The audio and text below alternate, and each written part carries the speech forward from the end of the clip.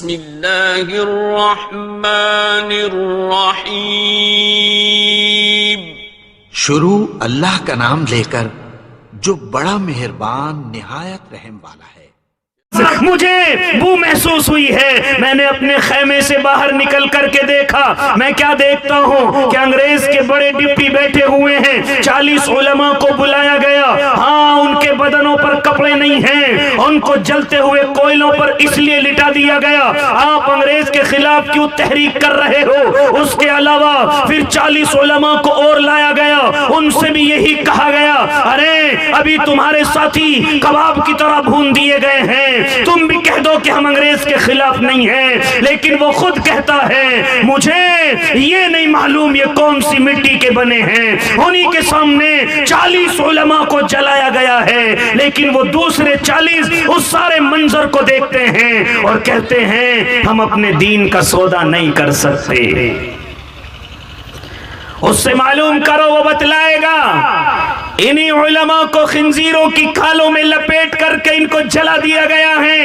اسی سے معلوم کرو، وہ تم کو بتلائے گا، انہی علماء کو توپ کے منہ پر رکھ کر کے گولے کو چھوڑ دیا گیا ہے، کہاں بوٹی گئی ہے کہاں ہڈی گئی ہے کوئی معلوم نہیں، کوئی نہیں جانتا۔ او اللہ کے بندو، یہ قربانی تو آپ نے اپنے علماء سے سنی ہوں گی، آؤ میں تم کو بتلاتا چلوں، انگریز خالی میدان میں نہیں آیا تھا، بلکہ اس نے میرے اور آپ کے دین کا بھی سودا کرنے کی کوشش کی تھی، میرے اور آپ کے دین کو بدلنے کی بھی کوشش کی تھی۔ اس نے جب یہ دیکھا میدانوں میں ان کا مقابلہ نہیں ہو سکتا، اس نے جب یہ دیکھا کہ ہم ان سے مناظروں میں نہیں جیت سکتے، تو اس نے پھر دین کا سودا شروع کیا اور لوگوں سے اس بات پر سودے کیے کہ آپ ہمارے مذہب کو قبول کر لیں، ہم تمہیں دولتیں بھی دیں گے، عزتیں بھی دیں گے، شہرتیں بھی دیں گے، ہم ہر چیز سے تمہیں نوازیں گے۔ چنانچہ اب یہ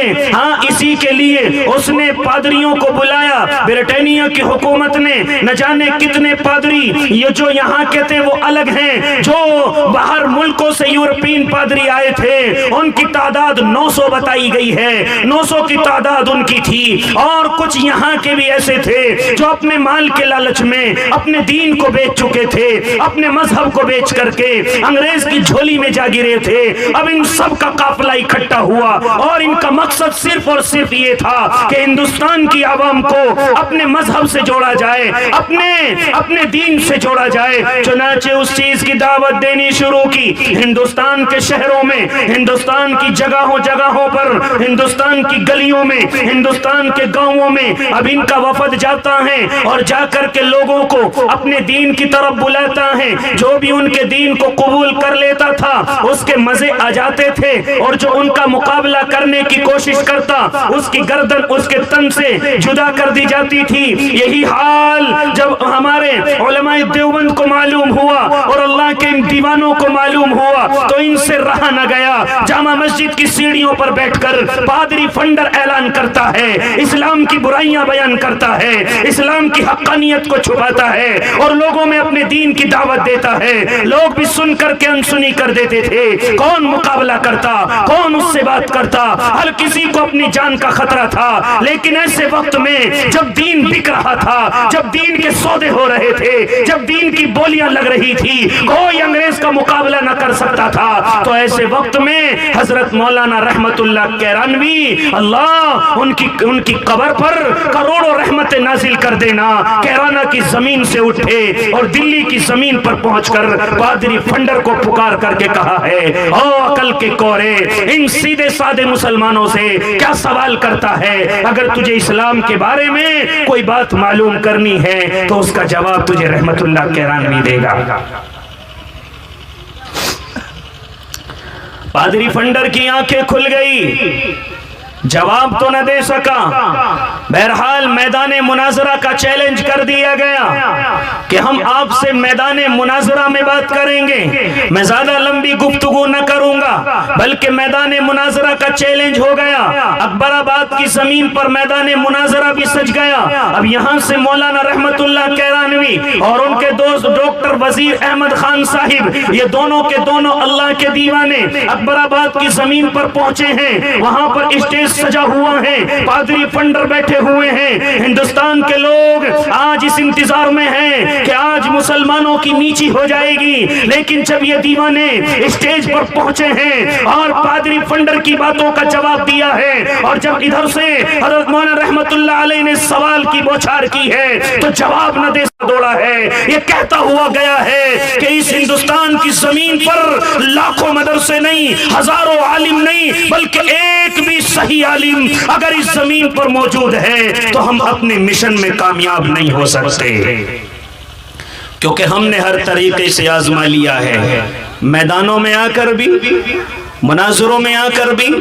ان کے دین کو خرید کر بھی ہم نے ہر طریقے سے آزما لیا. جب تک ان کے پاس قرآن کریم موجود ہے، جب تک ان کے پاس علماء موجود ہیں، اور جب تک ان کی عوام میں دین پر مر مٹنے کا جذبہ موجود ہے، ہم کبھی بھی اس مشن میں کامیاب نہیں ہو سکتے.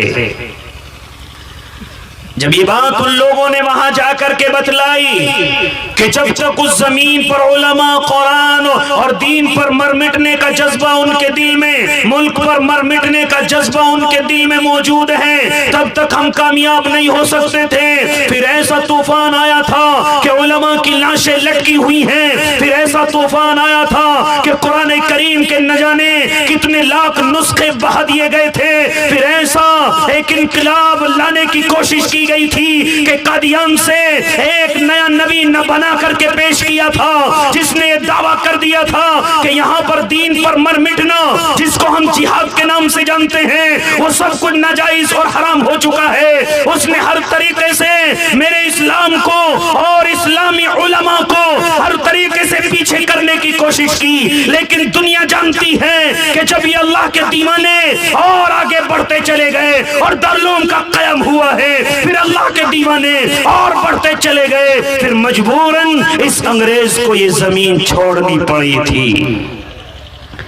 اس لیے میں زیادہ لمبی گفتگو نہیں کرنا چاہتا. میرے معزز سامعین اعظام، آج یہ جو دینی قلعہ بنایا گیا ہے، یہاں پر بھی قرآن کی حفاظت کے لیے ہے، یہاں بھی قرآن کے حافظ تیار کرنے کے لیے ہیں، یہاں بھی وہ دیوانے پیدا کیے جائیں گے کہ جو اپنے اسلام پر مر مٹنے کا جذبہ رکھتے ہیں، جو اپنے ملک پر مر مٹنے کا جذبہ رکھتے ہیں، اور جب قوم بربادی کی طرف جائے تو اس کو آباد کرنے کا جذبہ رکھتے ہیں. یہ قلعہ اسی لیے بنایا گیا ہے. اور میں اور آپ سمجھتے ہیں کہ یہ فلاں خاندان کا ہے، یا فلاں گھر والے کا ہے، یا فلاں انسان کا ہے، یا اپنے ذہنوں سے نکال دیجئے. یہ مدارس کسی ایک خاندان کے نہیں ہیں، یہ کسی ایک گھرانے کے نہیں ہیں. جس طرح کے اللہ رب العزت نے نبیوں کو اس زمین پر بھیجا ہے، وہ کسی ایک قوم کی طرف نہیں، وہ کسی ایک خاندان کے نہیں تھے، بلکہ پوری انسانیت کے نبی ہیں. وہ پوری انسانیت کے